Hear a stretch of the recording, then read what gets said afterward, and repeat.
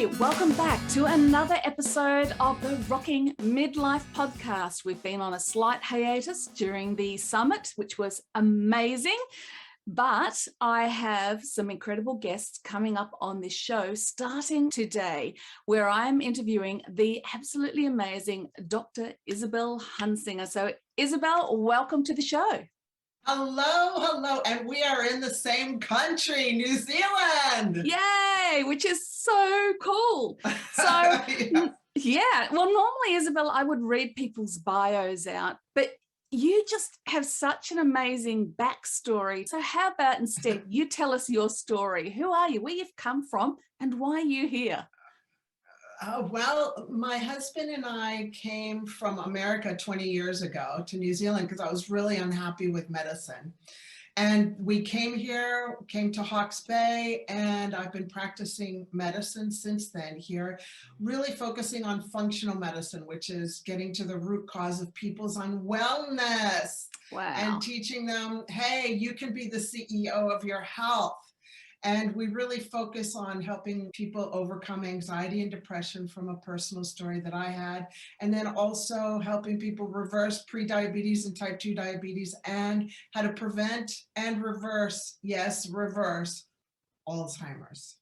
Oh my goodness. Wow. Mm-hmm. So much in there, and so many of those things are pertinent at midlife in particular, aren't they? I mean, gosh, where to start? So how did you make this shift from being a regular medical doctor to someone who's interested in a more holistic sort of way of serving your patients? Well, that's a good point. I wanted to be a naturopath doctor, back in the 80s. Yeah. But I remember my anatomy professor said, Isabel, why do you want to be a naturopath? And I go, because I want to change medicine. So I already knew back then that we needed to do a more holistic approach to medicine. Yeah.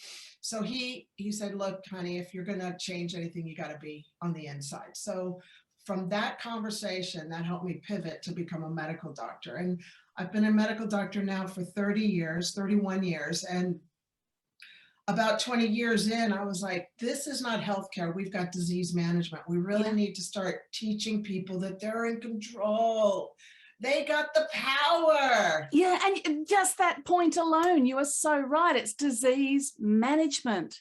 It's just kind of the way things roll. Do you think it's because doctors aren't trained to know any different, or they're just like, this is just how it's done? And yeah, we're not taught in medical training anything about nutrition and food, that food is medicine. And my mentor, Dr. Mark Hyman, who's like the leader of functional medicine, just has really broken ground and has helped us realize, wow, it's so important what we're eating and what we're thinking and how we're sleeping. And there's so much.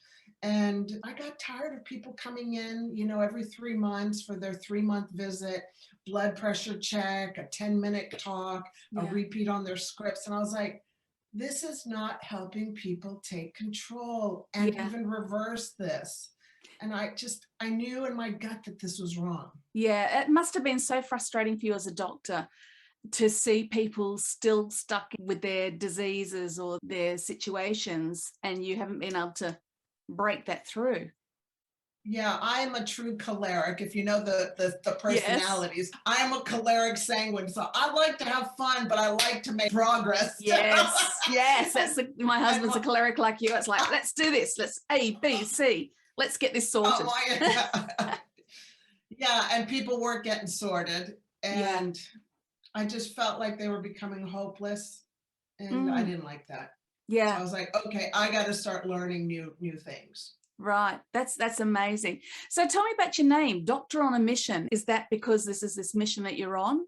Yes. In 2013, I was really upset with being a doctor. I was like, this is just not right. I know that something's better out there. So my husband said, okay, let's give away private practice and let's start your own business. And I had never been an entrepreneur. And I was kind of scared, but I was like, okay, sure. And we worked with a company that helped us get our name because they knew who we were. They kind of like were living and breathing us for about a week or two. And one person came up with, how about Doctor on a Mission? And I was like, it's so cool. It's a great name. That's a great name. And then we had to come up with, the mission statement. And that's how it happened. As people were with us, they took our pulse and they were like, okay, Doctor on a Mission. And I knew as soon as she said that to me, I was like, yeah, that feels right. Yeah, that's brilliant. Okay, so before we pressed record, we were talking about another part of Isabel's story, which I think we really need to bring into the light. And I've checked with Isabel, and this is something she wants to talk about. But you were saying that you are able to help people with anxiety and mental health and all of those things, which I know can become real issues at midlife when we're dealing with that roller coaster of life, aren't we? Including grief and our own health and well-being and changes and all of those things that can really affect our mental well-being. Can you please tell me a little bit of your story and what you're now doing in that area to support people? Thank you. Thank you for asking. Well, like I said, in 2013, I gave away private practice and started Doctor on a Mission. So 2013, okay, now I'm a doctor, a wife, a mother, and an entrepreneur, starting a new business. And we don't learn entrepreneurship in medical school. No. And I was also, let me see, that was 7 years ago. So I was about 53, 54. Menopausal. And we don't know too much about menopause in medicine. We just know, here, take a pill or be quiet and go away. Yeah. But what happened was I became overwhelmed. I felt like I had too much on my plate. I felt very hopeless and just anxiety, real heavy duty anxiety, to the point where I only slept 2 hours every night for 17 nights. Oh gosh, now that's really going to have such impact, isn't it, on every area of your body? It really did. And what happened was I found myself in 3 days trying to take my life twice. And I had never, I just wasn't in that space before, and I was really scared, and I got help, and the doctor put me on antidepressants because that's all they know. That's all my profession knows. They never understood to look at women's hormones and what's going on. So I was placed on antidepressants, and I was obedient because I wanted to continue being a doctor and continue doing Doctor on a Mission. Yeah. But the doctor said to me, Isabel, just stay on this for the rest of your life. And I knew that was not the answer. And so I stayed on my antidepressants. I took everything that they told me to take. I was getting my sleep. But then I was like, the choleric came in. I was like, I am going to go on a journey, and I'm going to figure this out. So for 5 years, I went on a journey that cost me thousands of dollars, and I made lots of mistakes, lots of painful mistakes. But I finally discovered the many causes that cause anxiety and depression. And so now I'm way over on the other side, so I can talk about it, and I'm not overwhelmed. I'm not anxious. I'm very peaceful, and I'm doing things naturally. And I'm teaching women, how to be the boss of their brain, because they can. Can you give me just one of those things that you discovered? Oh, one of the big ones, because, women, you're in the Rocking Midlife Crisis episode. Well, women, I never knew this, but most women who commit suicide will be between the ages of 49 and 61. Oh, wow. That's very interesting. I didn't know that either. Oh my gosh, that is our midlife women. I didn't either. I know. Look, I didn't know that either. Yeah. And so hormones are huge. And so what's happening is our estrogen's going down. And as our estrogen goes down, our anxiety increases. Our progesterone's going down. Progesterone helps us sleep. So understanding hormones in women is huge. Instead of just saying, take an antidepressant, go away and stay on it for life. We're not addressing the cause. Yeah. And another thing, just one more other, there's so Yes, many please. things in the foundation that need to be repaired and fixed. Because, you know, if you don't have a good foundation and you start building your house, if there's one little crack in that foundation and a storm comes, the house comes tumbling down, right? And another thing, besides hormones and taking that seriously for women is, have you ever heard of this thing called ACE? Adverse childhood experiences? No, I've not ever heard that acronym. Where's that come from? And again, that's another thing that needs to be looked at is what happened in a person's childhood. Wow. And what has happened in a person's childhood gets lodged in their limbic system, and their limbic system is in the back of their brain. And the amygdala is like your fear center. Well, I was feeling like I was out of control, like I was going to lose everything. So I just thought, well, I'll just take my life and my family will be better, you know, because this isn't working. It just got really ugly doing the business. So what I found was anybody with a score greater than 4 has a 1,200% risk increase of suicide. 1,200. That is phenomenal. Wow. Yeah. So I mean, who's talking about A scores? Who's talking about what happened in their childhood? New Zealand, oh my gosh, we've got such a high rate of suicide. Yeah, it's one of the highest per capita in the world, isn't it? People just think beautiful green country. They don't realize the depth of pain and crisis that's happening in people's lives here. So you've really noticed that yourself, obviously, since living here? Oh my gosh.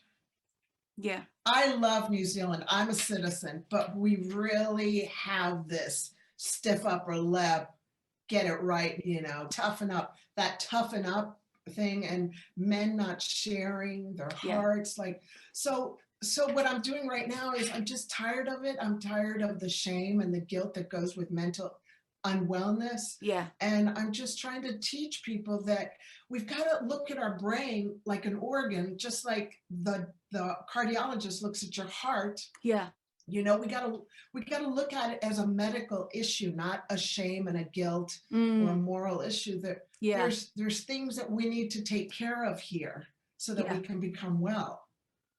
Yeah, and I think that's exactly right. The shame and the stigma. I think it has been broken. It's been broken a little bit more these days, but that it's like a general conversation. I have never ever heard anyone give any statistics or any comment on midlife women as being one of the at-risk groups.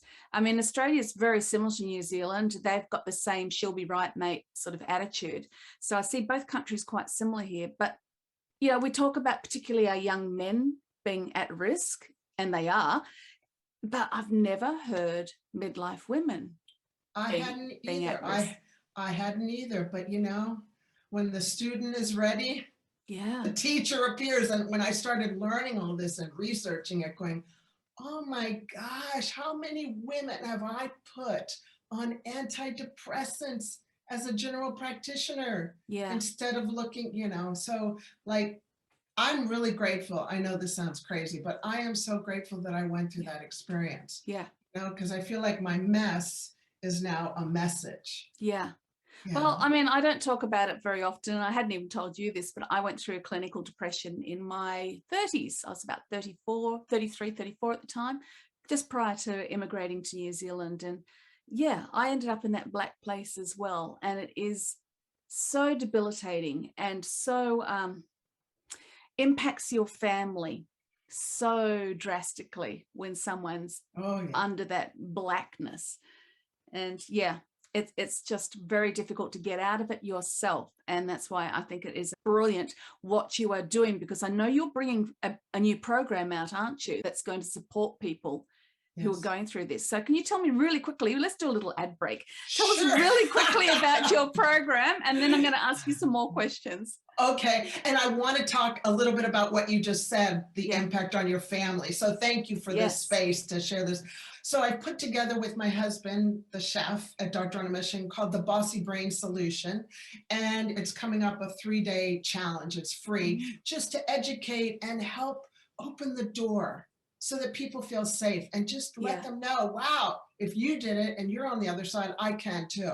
So we'll put the link in the show notes. Have those links here. Yes.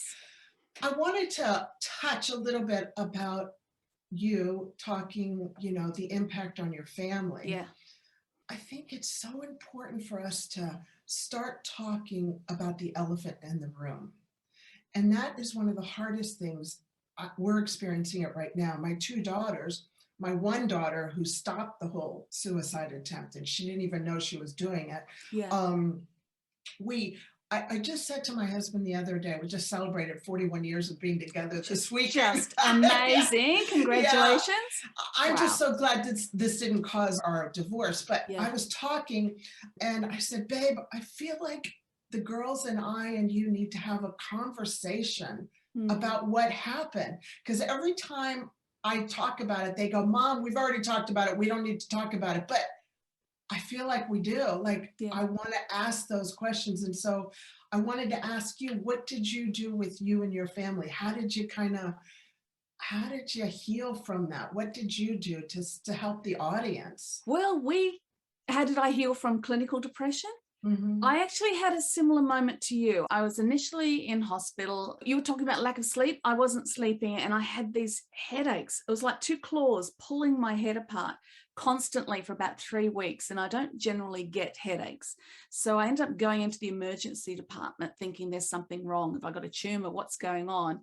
And when they went through everything, they actually diagnosed clinical depression, which it isn't silly if I told you the amount of things I was trying to do at that time, plus with a toddler and a baby. I was running colleges, I was running bands, I was recording, I was rehearsing, I was a principal, I was lecturing. It was just absolute overwhelm.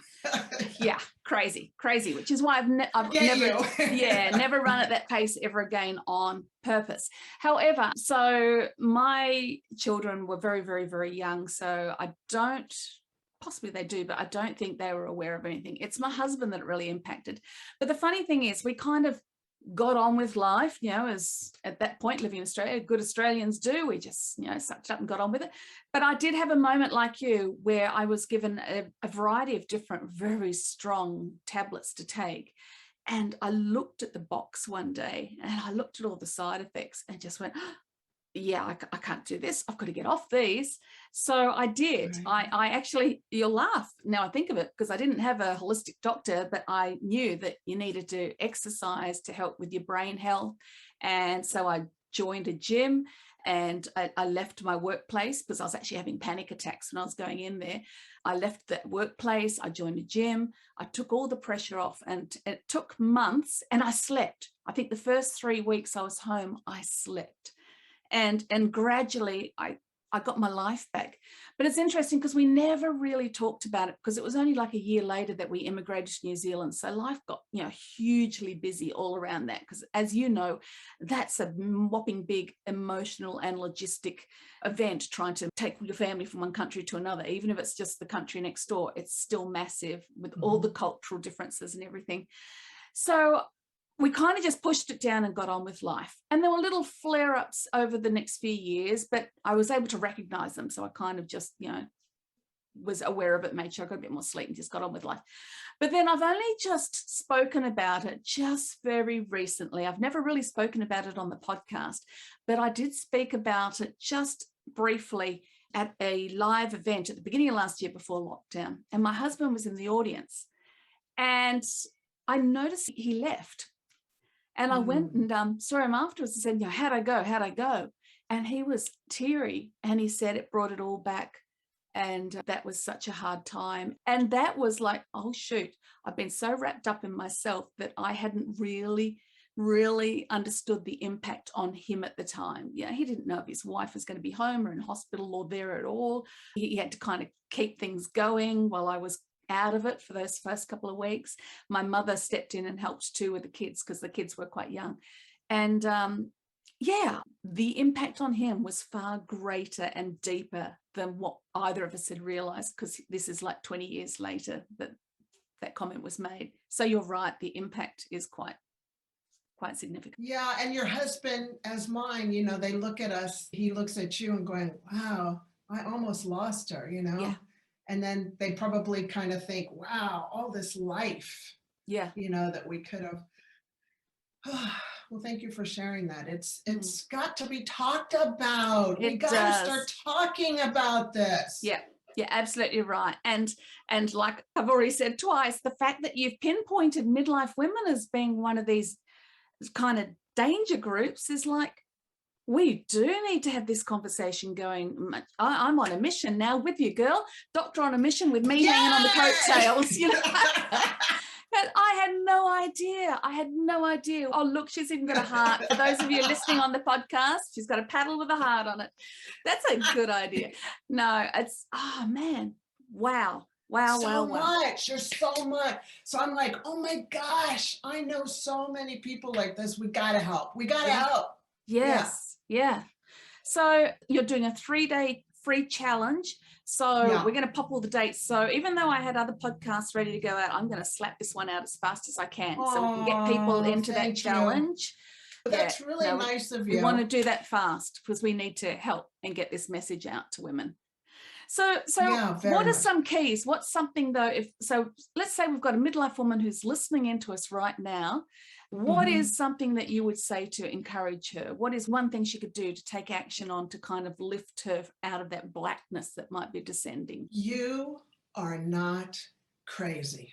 You are not crazy. You will get through this. And I can show you the way. I've been there. I'm just ahead of people, I'm on the other side, that's all. But you are not crazy, and there's work to be done, and have hope. Yeah, I love that. I would have loved to have had a doctor to say that to me. Yeah, that's what I was going to say. So obviously that's something that you've felt yourself, that you were losing it and people were looking at you like you're crazy. Is that right? Yes. Yes. And still, when I'm sharing this, like I still do shifts in the emergency department. Wow. Just while we're building Doctor on a Mission, I'll go in, I'll take care of patients. And the nurses hear all this stuff. They hear all the podcasts. They hear everything, that I'm sharing, and the doctors and stuff. Crickets. Wow. No, there's one nurse that's a dear friend of mine now because we've shared, but everybody else is just like, oh my gosh, I cannot believe you're talking about this, So we got to like bust down the walls and just talk and talk. Yeah. Yes, absolutely. So one more quick question for you while we're touching on this. Hormones. So we know that midlife women are going through all sorts of external forces, like we said, life changes. It can be widowhood, being divorced, empty nest, dealing with aging parents, losing elderly relatives. So there's enough emotional stuff happening there that could easily contribute to mental health, declining. What is the part that hormones play? Everything. Yeah? Wow. Okay. Everything. Wow. Gosh, if women, especially with perimenopause. So perimenopause is when, peri is just around. PERI just means around. Yeah. And then menopause is when you don't have any more periods. So the perimenopause is about 10 years, and it can start as early as 40s. Wow. And so when women's estrogen just makes us think, it helps us with our anxiety. It helps us stay nice and calm. But if we start going through menopause or perimenopause, then our estrogen starts going down and we get anxious. I am telling you, women that are on estrogen patches, because that's the only way I recommend estrogen, not oral estrogen, because you've got an increased risk of strokes, but bioidentical estrogen patches, which you can get here in New Zealand and around the world by seeing your doctor, that will help level out your estrogen levels. So you sleep better, you think better, your mood is better. And then progesterone, oh my gosh, well, progesterone, like is the hormone that's secreted during pregnancy. Mm-hmm. So it helps us bond with our child and stuff. And progesterone also is really important to help us sleep. Well, if your progesterone is down because your ovaries are going through menopause, then you're going to feel the effects, and you start getting, sleep deprivation can make you psychotic even after 24 hours of not having a good amount of sleep. Yeah. So yes, hormones are important. So is testosterone. Testosterone for women's libido. I mean, come on, doing the wild thing with the man of our life is so important, and we should be doing it until our last breath. Yeah. Wow. I feel like I'm just learning here. I have interviewed people who have talked about the importance of hormones and things, but I guess you need to hear something a few times for the penny to really drop. I'd never fully connected hormones with mental health. So that's quite a aha moment right there. Our brain has like little receptors, little doors that hook up the estrogen. Yeah. So if, that our brain has all these little doors waiting for the estrogen to get hooked up to it. So it's the key, into the door in our brain, as is estrogen, progesterone, testosterone, DHEA. I mean, so we could do another podcast. Well, we just play Guess the Hormone, and oh my goodness. Okay, this is so much we could go into, but I don't want to overwhelm people. So we're going to start wrapping it up in a minute, but we're definitely going to be getting you back for part B of this conversation.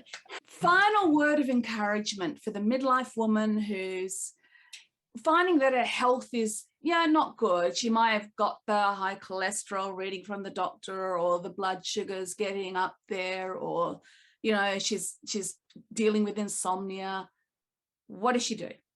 How does she find you? Or does she go to her regular doctor first? Does she ask for certain blood tests? Where does she start? Okay. I think the best thing is, again, the 3-day challenge that we're going to be having, because I'll be talking about 3 areas that will help them. But the big thing, the foundational statement I want to say to them is, don't put up with it. Oh, yes.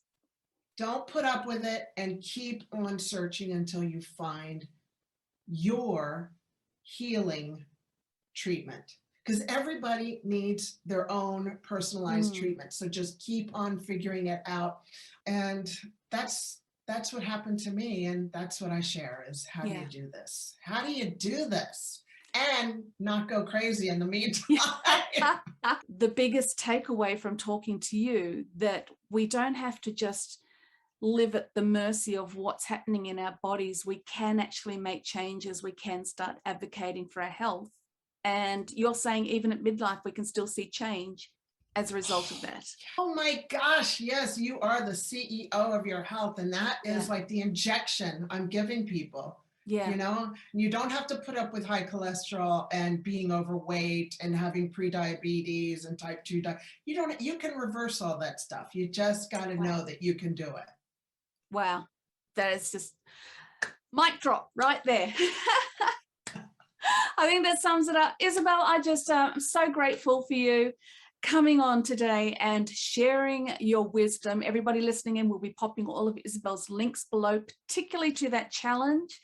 And I'm just so grateful to have connected, and looking forward to talking to you so much more. Thank you. Thank you so much. I'm so grateful to have been here.